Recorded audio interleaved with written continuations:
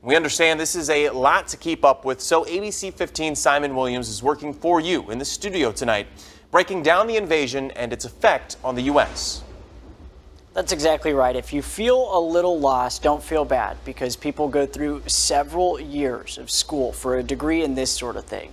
You're about to hear from one of them, a professor at Coastal Carolina University. But before we dive in here, there are some key terms that you need to know first. We have the Soviet Union, which is, during the Cold War, the countries that acted as one body. Next, we have NATO, which is the military alliance agreement that has around 30 countries, including the United States.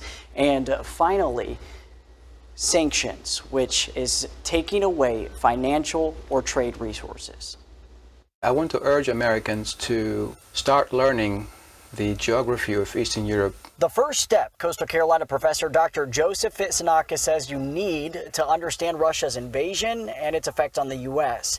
During the Cold War, Ukraine was part of the Soviet Union, but gained their independence when the war ended in 1991. And it's been there now independent, as an independent country for 30 years. And Russia is now attempting to get it back. That involves the U.S. because the military alliance NATO, which has agreed among its members that if one gets attacked, all have to run to their rescue.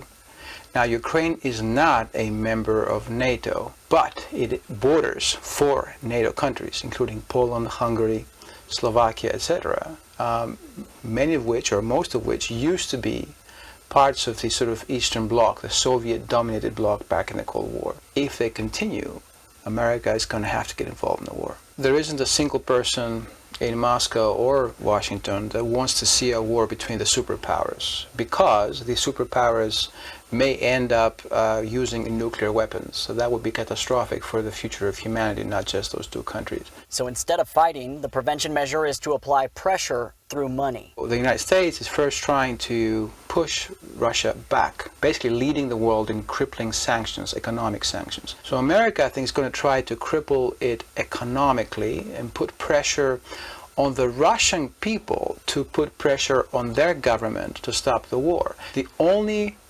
factor here that can stop this war at this point is the Russian people themselves. He says the only question left: will Russia stop at Ukraine, or will they invade another country?